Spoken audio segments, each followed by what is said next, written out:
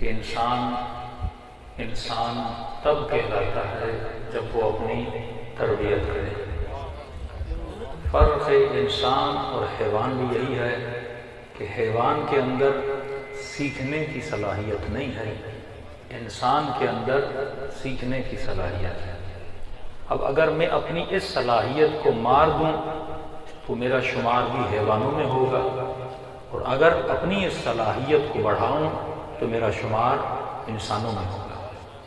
کہ ہم نے کہا کہ انسان پتھر نہیں پر پتھر کے کمالات کا حامل ہے، درخت نہیں پر جو کمالات درخت کے اندر ہیں، درخت بڑا ہوتا ہے، انسان کا بچہ بھی قد کھینچتا ہوا بڑا ہوتا ہے، درخت کے کمالات کو رکھتا ہے۔ انسان حیوان نہیں، لیکن جتنے کمالات حیوان کے اندر ہیں وہ سارے کمالات انسان کے اندر موجود ہیں۔ وہ دیکھنا، وہ سننا، وہ کھانا، وہ اولاد کا پیدا کرنا، وہ غصے کا آنا، وہ شہوت کا ہونا، یہ سب کچھ حیوانات کے اندر موجود ہے۔ کون سی چیز ہے جو انسان کو سرحد حیوان سے نکال کر سرحد انسانیت میں داخل کرتی ہے؟ وہ یہ ہے کہ انسان تعلیم اور تعلم کی صلاحیت رکھتا ہے۔ یہ اگر علی کے در پہ جائے تو ایمان کے 10ویں درجے پہ آ سکتا ہے۔ یہ اگر کسی اسکول میں چلا جائے تو یہ 10ویں تک پڑھنے کی صلاحیت رکھ سکتا ہے۔ یہ اگر کسی عالم کی صحبت میں بیٹھے تو علم حاصل کر سکتا ہے۔ یعنی دونوں پہلو اس کے اندر موجود ہیں۔ برائیوں میں جائے تو برائیاں سیکھنے کی صلاحیت ہے، اچھائیوں میں جائے تو اچھائی سیکھنے کی صلاحیت ہے۔ اب میری تربیت کس نے کرنی ہے؟ دو ہی میری تربیت کر سکتے ہیں، یا مجھے وہ بتائے جس نے مجھے پیدا کیا کہ مجھے کرنا کیا ہے، یا مجھے وہ بتائے جس نے مجھے بنتے ہوئے دیکھا۔ یہ وجود یا خدا کا ہے یا انبیاء کا ہے، یہ وجود یا پروردگار عالم کا ہے یا جو وارث علم پروردگار عالم ہے۔ تبھی پوری کائنات میں کسی اور نبی نے کسی اور خدا کی خدائی کا دعویٰ نہیں کیا۔ یہ سب سے بڑی دلیل ہے کہ بھائی کائنات میں اگر کوئی اور خدا ہوتا وہ بھی اپنے نبی بھیجتا، اگر کوئی اور خدا ہوتا وہ بھی اپنے نمائندے بھیجتا، لیکن پوری کائنات میں صرف ایک ہی ہے جس نے اپنے نبی بھیجے۔ آدم نے بھی اس کی وحدانیت کا اعلان کیا، موسیٰ نے بھی اس کی وحدانیت کا اعلان کیا، ابراہیم نے بھی اس کی وحدانیت کا اعلان کیا، اور محمد مصطفیٰ نے بھی اس کی وحدانیت کا اعلان کیا۔ یہ دلیل ہے کہ ایک ہی تھا جس نے انبیاء بھیجے۔ اب نبی کس کے لیے آئے؟ نبی انسان کی تربیت کرنے کے لیے آئے۔ میں نے اگر تربیت لینی ہے تو رسول خدا سے لینی ہے۔ اب سوال یہ ہے جب رسول دنیا میں نہ رہے، ایشو تو یہاں کا ہے نا، نبی ہے تو ہم نبی سے ہدایت لے رہے ہیں۔ دوسرا وہ ہدایت کی کتاب دے کر گئے جس میں بھی اللہ نے شرط لگا دی ھدی للمتقین، یہ ہدایت انہی کو دے گی جو صاحبان تقوی ہے۔ اب صاحب تقوی کیسے بننا ہے؟ صاحب ایمان کیسے بننا ہے؟ قرآن کی تفسیر کس سے لینی ہے؟ میری زندگی میں رسول کے بعد رول ماڈل کون ہے؟ میں کس کے پیچھے چلوں؟ یہاں پہ کنفیوژن ایجاد ہو جاتا ہے۔ ایک بات ذہنوں میں بٹھا دیجئے، خدا عادل ہے، ظالم نہیں ہے۔ وہ بندوں کو ہدایت دینا چاہتا ہے، وہ بندوں کو کنفیوز نہیں کرنا چاہتا۔ مولوی آپ کو کنفیوز کر دے گا، خدا کنفیوز نہیں کرے گا۔ خدا کا مقصد ہی ہدایت ہے۔ اب 5 منٹ کے لیے سوچیں کہ ہم رسول کے 1400 سال کے بعد پیدا ہوئے، نہ نبی کو دیکھا، نہ اصحاب کو دیکھا، نہ اہل بیت کو دیکھا۔ اب یہ بندہ ایک مسلمان ملک میں پیدا ہوا، جوان ہوا، اس نے کہا بھائی ہدایت کا راستہ کون سا، صراط مستقیم کا راستہ کون سا؟ اب جیسے بڑا ہوا تو پریشان ہو گیا۔ بریلوی نے کہا ادھر آؤ، اہل حدیث نے کہا ادھر آؤ، شیعہ نے کہا ادھر آؤ۔ جوان کنفیوز، جاؤں تو کہاں جاؤں؟ اور یہ بھی نہیں ادھر آؤ، کہتے تھے یہی حق کا راستہ ہے۔ سامنے والا کافر، سامنے والا مشرک، سامنے والا جہنمی، بس اگر جنتی ہیں تو ہمارا مکتب، ہمارا مذہب۔ اور جب ٹی وی پہ اس نے 4-5 مولویوں کو دیکھا تو مولوی کم، مرغے زیادہ لگ رہے تھے۔ ایسے لگ رہا تھا کہ ٹی وی اینکر نے ان کو بلا کے، 4 مرغوں کو بلا کے، ہٹے کٹے مرغے، پیٹ نکلے ہوئے مرغے، ایک دوسرے سے آپس میں نوک جھونک کر رہے ہیں، اور عوام دیکھ رہی ہے کون سا مرغا جیتے گا۔ سب نے شرط لگایا ہوا ہے میرے والا مرغا جیتے گا، وہ کہتا ہے میرے والا مرغا جیتے گا۔ یہ بیچارہ جوان، یہ مومن جو صبح سے شام تک رزق و روزی کی تلاش میں جائے، کیا خدا اسے کنفیوز کر رہا ہے؟ بھائی مجھے پیدا کس نے کیا؟ اللہ نے۔ ہدایت کی ذمہ داری کس کی؟ اللہ کی۔ تو یہ اس سے بڑا کنفیوژن ہوگا کہ ایک سادہ سا مسلمان جسے نہ حدیث کا پتہ، صحیح کیا ہے، فلاں کیا ہے، راوی کیا ہے، اب ان چکروں میں یہ کیسے پڑھے؟ ایک قرآن پڑھنی ہوتی، بندہ قرآن پڑھ لیتا، اس قرآن کے پیچھے کوئی 20 و 30 و 40 کتابیں، پھر اس کی تفسیر کی کتابیں۔ اب کس کے پاس ٹائم ہے 100 کتابیں پڑھے؟ یہ تو ایسے ہے کہ خدا اپنے ہاتھ سے بندوں کو گمراہ کر رہا ہے، الیاذ باللہ۔ تو یہ کیسا مکتب ہے جس میں خدا لوگوں کو کنفیوز کرے؟ اللہ نے تربیت کے اصول دیے۔ ایک اصول جسے سارے مسلمان مانتے ہیں، چلو سنتی یا اطرتی پہ اختلاف ہے، کہ میں تمہارے درمیان 2 چیزیں چھوڑے جا رہا ہوں۔ کہتے ہیں ایک پر تو ہم سب کا ایمان ہے جس کا نام قرآن ہے، کہ اگر اس کے دامن کو پکڑ کے رکھا تم کبھی بھی گمراہ نہیں ہوگے۔ تو کیا مسلمان نے قرآن کے دامن کو پکڑا؟ دوسری چیز پروردگارا، میں اس کائنات میں پیدا ہوا، مجھے تو خود بتانا مجھے کیا کرنا ہے۔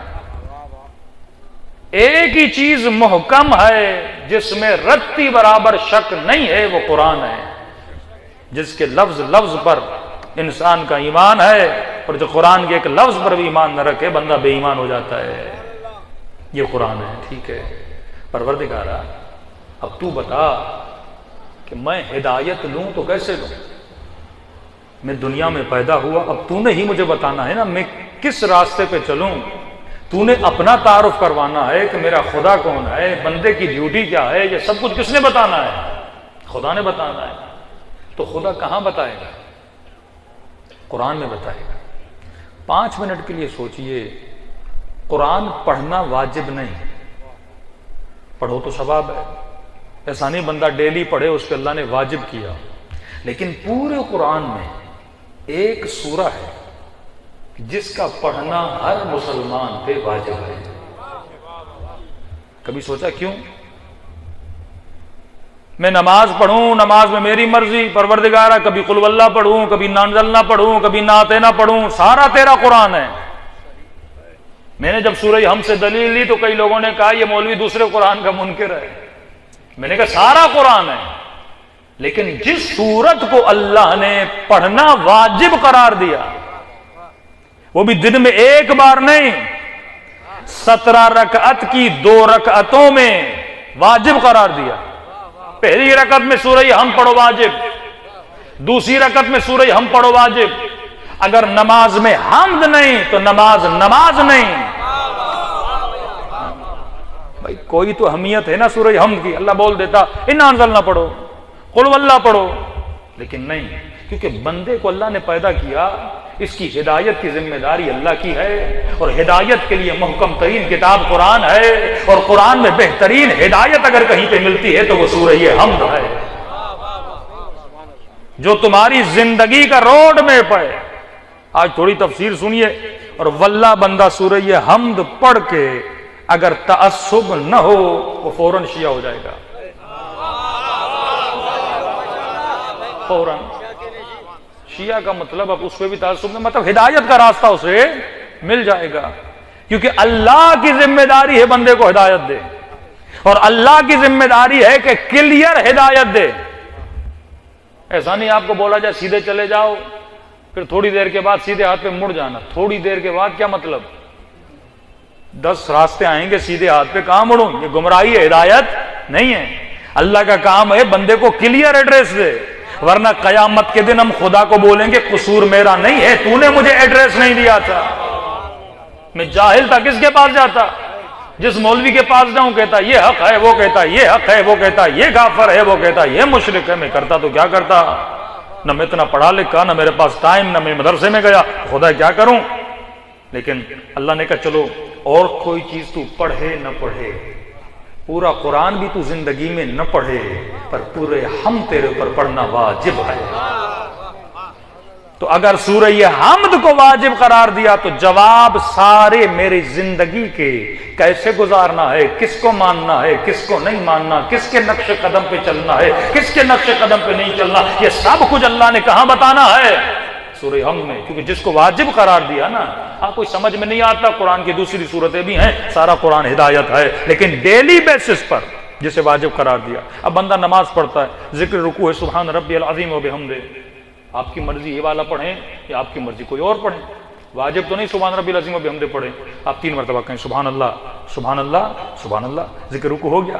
سجدے میں بھی اسی طرح بدل سکتے ہو، سورہ حمد کے بعد آپ کی مرضی قل واللہ پڑھو، انا انزلنا پڑھو، والشمس پڑھو، والضحیٰ پڑھو، آپ کی مرضی ہے، ہر جگہ رد و بدل کر سکتے ہو، لیکن سورہ حمد کو بدل نہیں سکتے، کیونکہ سورہ حمد میں زندگی گزارنے کا طریقہ، کس کو فالو کرنا ہے نہیں کرنا اس کا طریقہ، اگر خدا نہ بتائے کہ میں نے زندگی کیسے گزارنی ہے، کسے اپنی زندگی کا رول ماڈل بنانا ہے، کس کے نقش قدم پہ چلنا ہے، تو پھر گمراہی کی ذمہ داری میرے اوپر نہیں جاتی، الیاذ باللہ اللہ کے اوپر جاتی ہے، کیونکہ یہ ذمہ داری اللہ کی ہے۔ اگر اللہ نے پیدا کیا ہے، بھائی آپ کسی کو اپنے گھر میں مہمان بنا کے بلاتے ہو، کھانے کی ذمہ داری کس کی ہے؟ آپ کی ہے نا، جس کو آپ بلاتے ہو ذمہ داری بھی آپ پہ چلی جاتی ہے۔ اب سورہ حمد دن میں کئی مرتبہ مسلمان پڑھتا ہے، لیکن شاید ہی مسلمان نے سورہ حمد پہ غور کیا، مطلب تفسیر سورہ حمد کو پھر کسی اور صورت سے لیتے ہیں۔ کسی نے کہا آپ کسی اور صورت کو نہیں مانتے، میں نے کہا بات ماننے نہ ماننے کی نہیں ہے، اگر جواب حمد میں نہ ہو پھر تم تلاش کسی اور صورت میں کرو۔ اللہ نے خط دیا ہے، بھائی یہ خط ہے، یہ میرا پیغام ہے، اب میں اس خط کا جواب پھر کسی اور خط میں ڈھونڈوں جس خط کو پڑھنا میرے اوپر واجب نہیں۔ ایک ہی سورہ حمد ہے جو اللہ نے بندے پہ کیا کی؟ واجب کی۔ اب آئیے تھوڑا سا انسان کی تربیت، زندگی میں کیسے زندگی گزارنی ہے، کس کے پیچھے چلنا ہے، سارا ہم سورہ حمد سے نکالتے ہیں۔ اب 5 منٹ کے لیے یہ سوچیے آپ نہ شیعہ ہیں نہ سنی ہیں، 5 منٹ کے لیے سوچئے کہ ہم بس انسان ہیں، پیدا ہوئے ہیں، اور اتنا تو ہر کسی کو پتا ہے، بچے کو بھی پتا ہے کہ میرا کوئی نہ کوئی بنانے والا ہے، میرا کوئی نہ کوئی خالق ہے۔ آپ چھوٹے بچے کو بولو گے نا بیٹا یہ ٹشو میں صبح اٹھا ٹیبل پہ پڑا ہوا تھا خود بخود بن گیا، تو بچہ بھی بولے گا بابا گدھا کسی اور کو بناؤ، ہاں ٹشو خود بخود بن گیا، یہ کیسے ممکن ہے؟ تو یہ چیز ایک بچے کو بھی بتا ہے کہ چھوٹے سے چھوٹا ٹشو خود بخود نہیں بن سکتا، تو اتنا بڑا انسان خود بخود کیسے بن سکتا ہے؟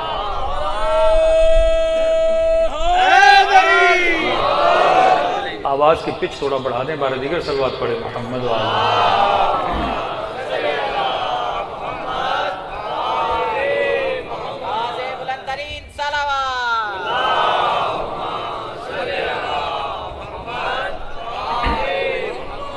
پانچ منٹ کے لیے سوچئے کہ ہم نہ شیعہ نہ سنی نہ بریلوی کچھ نہیں، ہم انسان ہیں، اتنا اللہ نے شعور دیا کہ کوئی نہ کوئی ہمارا بنانے والا ہے۔ کو آپ بند کر دیں، بس آواز بڑھا دیں، کوئی نہ کوئی ہمارا بنانے والا موجود ہے، اتنا ہمیں پتہ ہے۔ اور جس نے ہمیں بنایا ہے اس نے ہمارے پاس ایک خط بھیجا ہے، وہ خط ہے سورہ حمد، جس میں وہ بتائے گا کہ میں نے تجھے کیوں بنایا، میں کون ہوں، اور ہم سب کو دنیا میں کیا کرنا ہے۔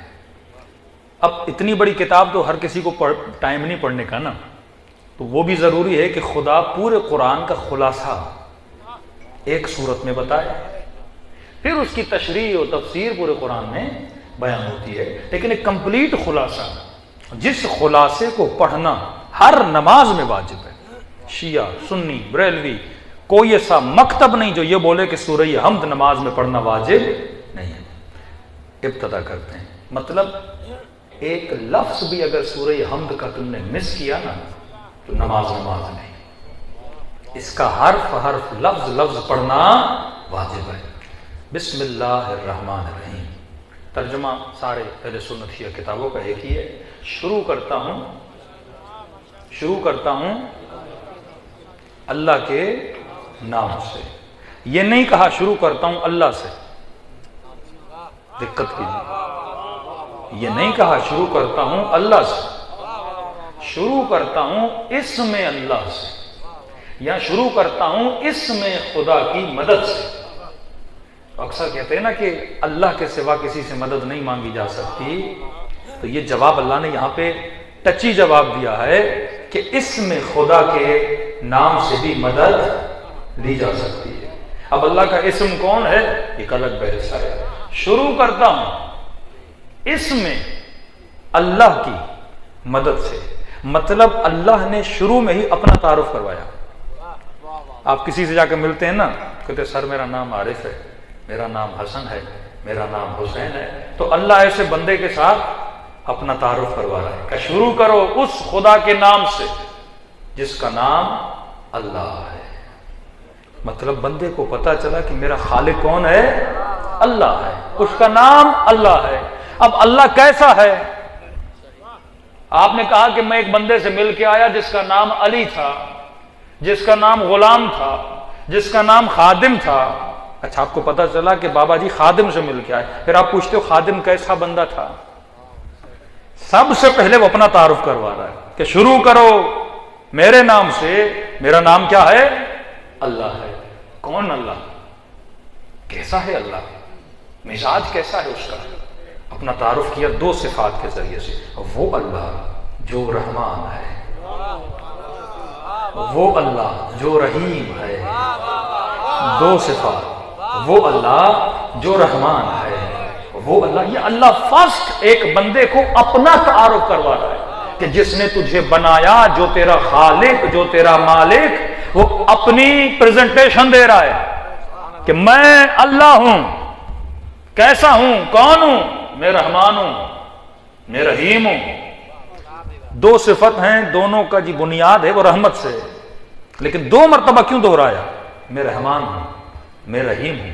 کہ ایک میری رحمت عام ہے، ایک میری رحمت خاص ہے. عام رحمت کا مطلب کیا؟ میں نے جس کو پیدا کیا اسے روزی دینا میری ذمہ داری ہے.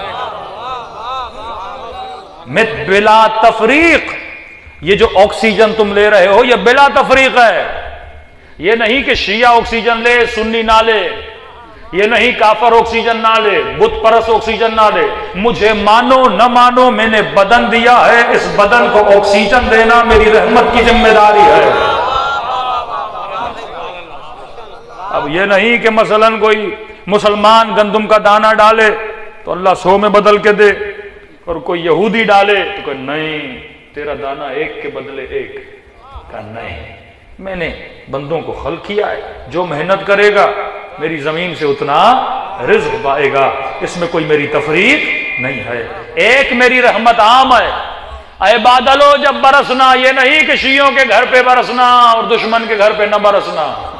نہیں، جب برسو تو سب کے اوپر برسو، کیونکہ سب کے سب بندگی کے اعتبار سے میری مخلوق ہیں. میری رحمت عام ہے، لیکن ایک اشارہ دیا کہ ایک میری رحمت خاص ہے. اب یہ خاص رحمت کن کے لیے ہے، یہ خاص رحمت کن پر ہے یہ نہیں بتاتا، بس ایک ٹچی تعارف دیتا ہے. میں رحمان بھی ہوں، رحیم بھی ہوں. ایک میری رحمت عام ہے، ایک رحمت میری خاص ہے. اسپیسیفک میری رحمت ہے جو خاص بندوں پہ آتی ہے. وہ کون سے بندے ہیں آگے خود بتائے گا. شروع کرتے ہو اللہ کے نام سے جو رحمان ہے، جو رحیم ہے. اب کیونکہ میں رحمان ہوں، میں رحیم ہوں، میں تیرے اللہ ہوں، اب بولو الحمدللہ. تمام تعریفیں اللہ کی ہیں. کیوں؟ اے خدا میں اس کی تعریف کیوں نہ کروں، اپنی تعریف کیوں نہ کروں، پڑوسی کی تعریف کیوں نہ کروں؟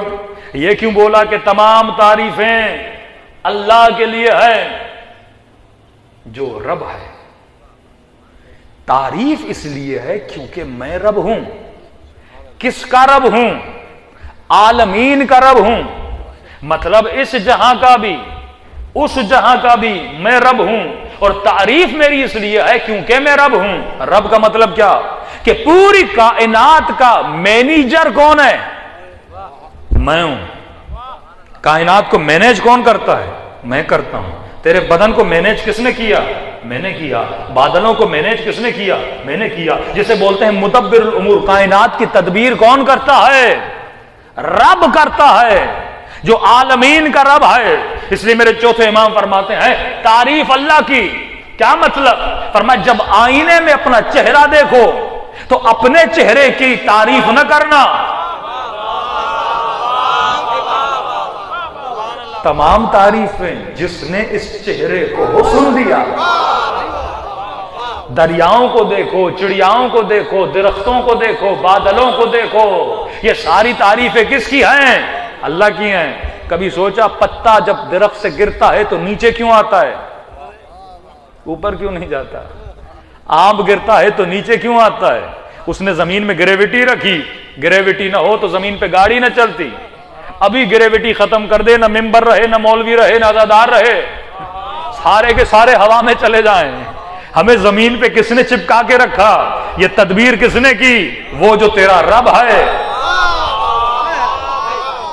وہ جو مدبر الامور ہے، جس نے کائنات کو بڑا نظم دیا، ترتیب دی۔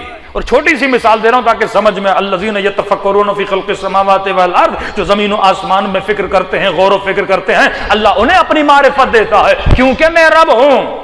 اب تدبیر الہی پہ اشرے ہو سکتے ہیں، میں نے پوری کائنات کو تدبیر دی، ذرے ذرے کو میں نے تدبیر دی۔ آپ اپنے کانوں کو دیکھو، کانوں میں یہ جو سلوٹیں ہیں اس میں بھی تدبیر ہے۔ سائنس کہتی ہے اگر انسان کے کان سیدھے ہوں نا، بعض بچے پیدا ہوتے ہیں کان سیدھے ہوتے ہیں، فلیٹ ہوتے ہیں، اس طرح یہ کروٹیں کان میں نہیں ہوتی، کہ اگر وہ نہ ہو نا آواز تو سنے گا لیکن اسے پتہ نہیں چلے گا آواز آ کہاں سے رہی ہے۔ دو لاؤڈ لگے ہوئے نا، پتہ ہے ایک آواز یہاں سے آ رہی ہے، ایک آواز، یہ کیسے آپ کو پتہ چلتا ہے؟ جس طرح ڈش اینٹینا ہوتا ہے نا، وہ سگنلز کو لیتا ہے کہ کون سی آواز کہاں سے آ رہی ہے، کون سا سگنل کہاں سے آ رہا ہے۔ تیرے کان بھی اگر یہ سیدھے ہوں تو ان کو پتہ نہیں چلے گا آواز کہاں سے آ رہی ہے۔ اللہ نے جو کروٹیں دی ہیں، یہ کروٹ پہچان کرتی ہے کہ آواز سیدھے طرف سے آ رہی ہے یا الٹے طرف سے آ رہی ہے۔ ایک ایک چیز تمہارے وجود میں، پوری اس پہ سائنس کی کلاس ہو سکتی ہے کہ اللہ نے جو انسان کا جسم بنایا۔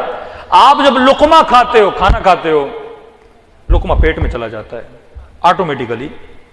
اب کوئی انسان یہ سوچے میں بیٹھ کے کھا رہا ہوں اسی لیے نیچے جا رہا ہے، سو کر بھی کھاؤ گے نا پھر بھی ادھر ہی جائے گا۔ میں نے کسی کو کہا الٹے ہو کے کبھی کھانا کھاؤ، یعنی ٹانگیں اوپر سر نیچے ہو، پھر لقمہ چباؤ، پھر بھی جب نگلو گے کھانا کہاں جائے گا؟ نیچے جائے گا۔ جس طرح زمین میں گریویٹی ہے نا، اسی طرح اس نے تیرے معدے کے اندر بھی گریویٹی رکھی ہے۔ یہ کون تدبیر کر رہا ہے؟ خدا۔ دل کا دھڑکنا، خون کا رگوں میں دوڑنا، یہ ساری تدبیریں کس کی ہیں؟ پروردگار عالم کی ہیں، کہ جو ماں کے خون سے پاک دودھ بناتا ہے۔ کبھی سوچا کس طرح سفید دودھ نکالتا ہے؟ کہ اس کی تدبیر ہے۔ ایک دانہ ڈالتے ہو 100 دانے، یہ اس کی تدبیر ہے۔ سانس کا لینا اس کی تدبیر ہے۔ اور سمجھا دوں تاکہ بچوں کو بھی ایک چیز سمجھ میں آ جائے، چھوٹے چھوٹے پھل اللہ نے درخت کے اوپر رکھے، آم درخت پر، سیب درخت پر۔ اب پھل جب پک جاتا ہے تو گرتا ہے، گرتا ہے نہیں، نیچے گرتا ہے، زمین میں گریویٹی ہے۔ اگر خدا تربوز کو اوپر رکھتا، گنجا کوئی نیچے سے گزرتا تو تربوز اوپر سے ٹوٹ کے اس کے سر پہ لگتا تو کہتا ہے خدا یہ تو عذاب ہے۔ ہاں، کوئی بندہ تربوز کے درخت کے نیچے سے نہ گزرے، اس کی حکمت تو دیکھو، تربوز کو نیچے رکھا، سیب کو اوپر رکھا۔ پوری کائنات میں اس نے اپنی نشانیوں کو چھپا کے رکھا ہے، کیونکہ میں رب ہوں، میں رب الارباب ہوں۔ مطلب کیا؟ سب سے بڑا تدبیر کرنے والا، مدبر الامور۔ تعریفیں اس کی جو رب ہے، تعریفیں اس کی جو خالق ہے۔ میرے چوتھے امام فرماتے عجیب بندہ۔ آج سائنسدان آپ نے دیکھیں کیا مچھلی کیسی ہے، سورج کا نظام دیکھو کیسا ہے، چاند دیکھو کیسا ہے، بادل دیکھو کیسے ہیں۔ مولا فرماتے بڑا عجیب پاگل آدمی ہے، تصویر کی تعریف کر رہا ہے، مصور کی تعریف نہیں کر رہا۔ یہ بالکل ایسے ہے آپ اپنے گھر میں مجھے دعوت دیں، میں سفرے پہ دیکھوں مرغی بھی ہے، چرخا بھی ہے، چاول بھی ہیں، کہوں کیا کہنا مرغی کا،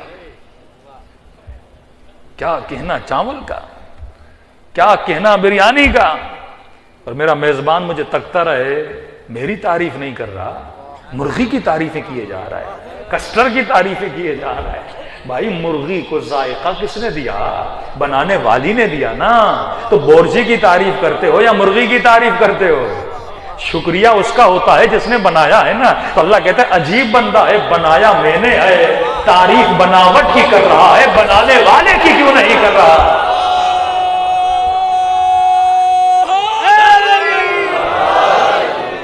الحمد، تمام تعریفیں خدا کی، وہ خدا جو عالمین کا بنانے والا۔ لیکن تعریف کیوں ہے؟ کیونکہ وہ رب ہے، مدبر الامور ہے۔ حسن کو دیکھو پر مصور کی تعریف کیا کرو۔ درخت کو دیکھو، کیوں کہتے ہیں سبحان اللہ بولو، ماشاء اللہ بولو؟ مطلب ذہن اللہ کی طرف جائے، کیونکہ اس نے بنایا ہے۔ اب پہلے اس نے اپنا نام بتایا، میں وہ اللہ، کون؟ رحمان و رحیم، رحمت عام رحمت خاص۔ اب بولو تمام تعریفیں میری ہیں، کائنات کا سب سے بڑا مصور میں ہوں، جس نے محمد کی تصویر بنائی، جس نے علی کی تصویر بنائی، میں مصور ہوں۔ اور بنانے کے بعد کہا میں احسن الخالقین ہوں۔ یہ بھی خدا کا مزاج بڑا عجیب ہے۔ عربی میں کوئی جب بچہ اچھا کام کرے نا، ہم چھوٹے تھے اسکول میں پڑھتے تھے تو ٹیچر لکھتا تھا بارک اللہ فیک، بارک اللہ فیک، مطلب شاباشی دیتا تھا۔ جیسے آپ تبریک بولتے ہیں، مبارک، عید مبارک بولتے ہیں نا، بارک اللہ سے نکلا ہے۔ اللہ بنانے کے بعد خود کو شاباش دے رہا ہے، تبارک اللہ احسن الخالقین۔ کبھی کبھی آپ کوئی چیز بہت اچھی بناتے ہیں نا تو کہتے ہیں یار میں نے کیا بنایا ہے، تو اللہ بھی اسی طرح خود کو شاباش دے رہا ہے، میں نے کیا بنایا ہے۔ حدیثوں میں ملتا ہے کہ مولا کس کو بنانے کے بعد اللہ نے بولا کہ جب پنجتن کو بنایا نا، کہ محمد کو دیکھنے کے بعد بولنے لگا میں نے کیا بنایا ہے، علی کو بنانے کے بعد بولا میں نے کیا بنایا ہے، احسن الخالقین، سب سے بہترین بنانے والا، الحمدللہ رب العالمین۔ اب تعارف ہوتا گیا نا، میں رب، میں رحمان، میں رحیم، مجھے پکارو تو میرا نام یاد رکھنا، میں اللہ ہوں۔ پھر دوبارہ اپنی دونوں صفت کو دہرایا، الرحمن الرحیم۔ اوپر بھی تعارف میں کہا رحمان و رحیم، نیچے بھی رب کے بعد بولا رحمان و رحیم۔ کب دوبارہ کیوں بولا؟ کب وجہ بتانا چاہتا تھا کہ میں فری میں رب نہیں۔ ایک بندہ جب کوئی نیکی کرے نا تو نیکی کی وجہ ہونی چاہیے۔ آپ مجھے 200 دیں گے، میں بولوں گا کیوں دیے؟ کوئی وجہ تو، آپ بولیں گے مثلا آپ غریب تھے ہم نے 200 دیے، آپ بولیں گے عقیدت تھی ہم نے 200 دیے، آپ بولیں گے محبت تھی ہم نے 200 دیے، آپ بولیں گے عید کا دن ہے ہم نے عید ہی دی۔ اب خدا تو اتنا مہربان کیوں ہو رہا ہے ہمارے اوپر؟ پالے بھی، کھانا بھی دے، بدن بھی دے، جنت بھی دے۔ اگر میں تیرا شکریہ ادا کروں تو بنتا ہے، لیکن اس شکریہ کے نتیجے میں پھر مجھے جنت بھی دے۔ عجیب ہے، کہا کہ میں رب ہوں کیونکہ میں رحمان ہوں۔ اس مثال کو روایت سے سمجھانے کی کوشش کروں۔ مولا فرماتے ہیں ماں 9 مہینہ بچے کو پیٹ میں رکھتی ہے، بچہ ماں کو کچھ نہیں دیتا، صرف لیتا ہے، ماں کا خون چوستا ہے، دیتا کچھ بھی نہیں۔ بچہ 9 مہینے تکلیف کے علاوہ ماں کو کچھ بھی نہیں دیتا۔ پیدا ہوتا ہے اذیت، ماں اس کی گندگی صاف کرے، سینے سے دودھ پلائے، اس کا خون چوس، دودھ خون سے بنتا ہے نا، یعنی جب تک یہ بڑا ہو یہ لیتا رہتا ہے، لیتا رہتا ہے، ماں کو کچھ دیتا نہیں ہے۔ کہ کبھی تو نے سوچا جو اتنی تکلیف دے پھر ماں تکلیف کو جھیلتی بھی ہے اور اس بچے کے لیے مرتی بھی ہے، کیوں؟ کہ اگر وہ اپنی رحمانیت سے تھوڑا رحم ماں کے دل میں نہ ڈالتا کوئی ماں بچے کو نہ پالتی۔ رحمت کی بنیاد پہ ماں کے دل میں اس اولاد سے محبت ہے، تبھی ہر شے قربان کرتی ہے۔ اب کہا 40 ماؤں سے زیادہ وہ تجھ سے محبت کرتا ہے، مطلب وہ رب ہے کیونکہ وہ رحمان ہے۔ اگر اس کے دل میں رحم نہ ہوتا نا وہ بندوں پہ کبھی بھی نعمتوں کو نازل نہ کرتا، وہ کبھی تجھے بناتا نہ۔ تو پھر کہا الرحمن الرحیم۔ ٹھیک ہے خدا میں سمجھ گیا، تو اللہ ہے، تو رب ہے، تو رحمان ہے، تو رحیم ہے، اور ساری تعریفیں تیرے لیے ہیں۔ یہ تو تو نے اپنا تعارف کرایا، اب یہ تو بتا مجھے یہاں تو نے بھیجا کیوں؟ مجھے کیا کرنا ہے دنیا میں؟ ڈیلی اللہ روڈ میپ دے رہا ہے نا آپ کو کہ میں نے تجھے دنیا میں بھیجا، دن میں اتنی مرتبہ یہ سورہ حمد پڑھ، اور سورہ حمد میں نے تمہیں زندگی کی پوری ایک جہت، ایک ہدف، ایک مقصد میں نے تجھے بتایا۔ اے خدا میں سمجھ گیا تو میرا بنانے والا، تیرا اللہ نام ہے، تو رب ہے، تو رحمان ہے، تو رحیم ہے، اب یہ بتا میں کیا کروں؟ میری ڈیوٹی کیا ہے؟ کہا مالک یوم الدین۔ یاد رکھنا صرف یہ دنیا نہیں، کوئی یوم دین بھی ہے، کوئی قیامت بھی ہے، کوئی تجھے دھوکہ نہ دے، قیامت کا مالک بھی میں ہوں، کوئی اور نہیں ہے۔ مطلب دنیا کا تعارف بھی کروایا، آخرت کا تعارف بھی کروایا، ویژن آپ کا کلیئر ہو گیا۔ میں دنیا میں آیا، کوئی میرا بنانے والا ہے، جو رب ہے، جو رحمان ہے، جو مہربان ہے، جو پالنہار ہے، اور اس نے یہ بتایا کہ عالمین کا ہوں، ایک عالم یہاں ہے، ایک عالم وہاں ہے، یہاں کا مالک بھی میں، وہاں کا مالک بھی میں، مالک یوم الدین۔ اب شروع ہوتی ہے ہماری ڈیوٹی۔ اب میں نے کیا کرنا ہے تاکہ رب خوش بھی رہے، اور وہ قیامت کا دن جس کا وہ مالک ہے وہاں پر بھی میں اس کو جا کے راضی کروں۔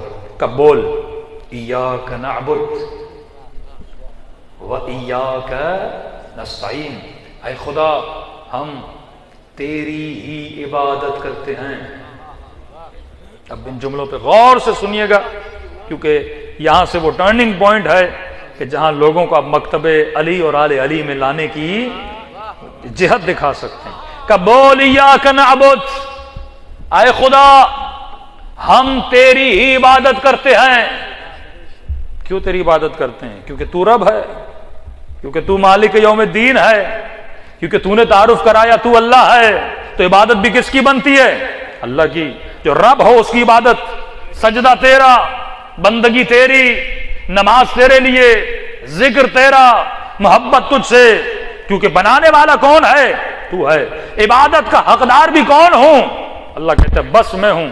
ایاک نعبد حصر کر دیا، یہاں پہ لفظ بس اردو کا بہترین لفظ ہے، بس تیری ہی عبادت کرتے ہیں۔ اگلا جملہ وَإِيَّاكَ نَسْتَعِينُ، بس تجھ ہی سے مدد مانگتے ہیں۔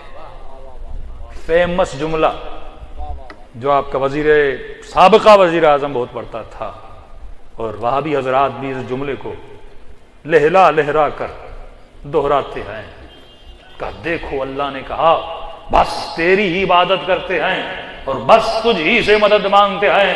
یہ شیعہ کس سے مدد مانگتے ہیں؟ کہ کھلم کھلا مشرک ہیں، ملتے جلتے یا علی مدد، ہونا تو یہ چاہیے نا یا اللہ مدد۔ قرآن کی آیت ہے، قرآن کی آیت ہے۔ اور اعتراض بھی بڑا لاجیکل ہے، یہاں پہ آگے پھنسا دیتے ہیں۔ اب یہاں آئیں بائیں تو آپ نہیں کر سکتے نا، قرآن کی آیت ہے، ترجمہ قرآن کا واضح خدا نے بیان دیا، ایاک نعبد، تیری عبادت کرتے ہیں، تیرے علاوہ کسی کی نہیں۔ وَإِيَّاكَ نَسْتَعِينُ، تجھ ہی سے مدد مانگتے ہیں، اور بس تجھ ہی سے مدد مانگتے ہیں۔ ہے کوئی جواب؟ پھر شیعہ کیسے ہو بھائی؟ ہاں، نحن ابناء الدلیل، علی والا دلیل سے بات کرتا ہے۔ ہاں؟ اب فلسفے نہ گاڑو، قرآن کتاب ہدایت ہے، اور سورہ حمد کو جب اتنی مرتبہ پڑھنا واجب ہے تو جواب بھی سورہ حمد میں ہونا چاہیے۔ اگر نہیں ہے تو ہم پھر دوسری صورتوں میں جا کر دیکھیں گے، لیکن کیونکہ اسی صورت کو اتنے ٹائم پڑھنا واجب قرار دیا تو اللہ پر ہے کہ مجھے کوئی جواب اسی سورہ حمد میں دے۔ تو کئی جوانوں نے آ کے مجھ سے بھی پوچھا، میں نے کراچی میں بھی یہ تقریر کی اور کچھ حضرات نے جواب بھی دیا، کیونکہ محمد علی مرزا صاحب کو ہم نے خطاب کیا، اس نے جواب بھی دے دیا ہے، لیکن تھوڑا غصے میں اس نے جواب دیا مجھے۔ کوئی غصے کرنے کی ضرورت تو ہے نہیں، ہم پیار میں بات کر رہے ہیں، آپ بھی پیار میں بات کریں۔ کچھ نے تو کہا اس نے صحابہ کی توہین کر دی ہے. بھئی قرآن کے ترجمے سے کیسی صحابہ کی توہین؟ اگر ترجمہ غلط ہے تو آپ ہمیں وہ بتا دیں ترجمے میں کیسی توہین ہو جاتی ہے. ایاک نعبد ایاک نستعین. میں نے کہا ایک چھوٹا سا سوال ہے, ایاک نعبد ایاک نستعین, اے خدا ہم تجھ ہی سے مدد مانگتے ہیں. میں نے کہا اتنا سا سوال ہے, مفتی سے کرو, مولوی سے کرو, کس چیز میں؟ اس پہ وہ غصہ ہو گئے کہ یہ کون سی بچے گانا بات ہے. میں نے کہا سوال تو سوال ہے, بچہ بھی آپ سے سوال کر سکتا ہے, ہمیں بچہ ہی سمجھ لو. تجھ ہی سے مدد مانگتے, سوال ہے کس چیز میں؟ کس چیز میں تجھ سے مدد مانگتے ہیں؟ اگر جواب یہ آئے ہر چیز میں تو پھر ماں سے مدد نہ مانگو, ڈاکٹر سے مدد نہ مانگو. کہ یہ کیسی انلوجیکل؟ میں نے کہا بات تو ہے, اللہ نے کہا بس تجھ ہی سے مدد مانگتے ہیں, تو کوئی بریکٹ تو کھلنا چاہیے نا, میں کس چیز میں اللہ سے مدد مانگتا ہوں. ویسے تو اللہ مسبب الاسباب ہے, یہ سانسیں بھی لے رہے ہیں تو اس کی مدد سے, یہاں مانگنے کی بات ہے کس چیز میں.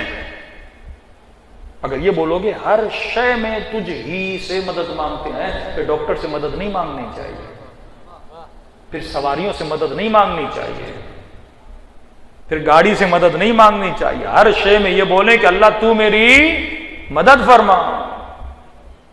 کس چیز میں؟ یہاں پہ وہ غصہ ہو جاتے ہیں. میں نے کہا جواب خدا نے دینا ہے. مثال کے طور پہ ایک بچہ سامنے بیٹھا ہے, میں سے کہتا ہوں بچے بیٹھ جاؤ, کوئی بھی کام ہو مجھے بتانا, کسی اور کو نہ بتانا. تو بچہ بولے گا مولانا کوئی بھی کام, اگر مجھے واش روم لگے وہ بھی آپ سے بولوں, میں بولوں گا نہیں یہ مجھے نہیں بتانا, یہ سائیڈ والے کو بتا دینا. کوئی اہم کام ہو تو مجھے بتانا. مثال دے رہا ہوں نا, جب ایک قاعدہ حصر کا ہے کہ تجھ ہی سے مدد مانگتے, تو سوال ہے, سوال میں بندہ غصہ کیوں کرتا ہے؟ سوال ہے کس چیز میں ہم تجھ سے مدد مانگتے ہیں. تو میں نے کہا جواب خدا نے دیا ہے, اگر تجھے نظر نہیں آتا وہ تیرا مسئلہ ہے, مجھے تو جواب نظر آ رہا ہے. قرآن کی اگلی پچھلی آیت کو پڑھو گے تو جواب موجود ہے. دو جملوں کو خدا نے حصر کیا, پہلے جملے کو عبادت میں حصر کیا, دوسرے جملے کو مدد میں حصر کیا. حصر کا مطلب محدود کیا, حصر کا مطلب قید کیا کہ اے خدا بس تیری عبادت کرتے ہیں اور بس تجھ ہی سے مدد مانگتے ہیں. پروردگارہ کس چیز میں؟ کہ پچھلے جملے کو دیکھو, تیری ہی عبادت کرتے ہیں اور تیری عبادت میں تجھ ہی سے مدد مانگتے ہیں.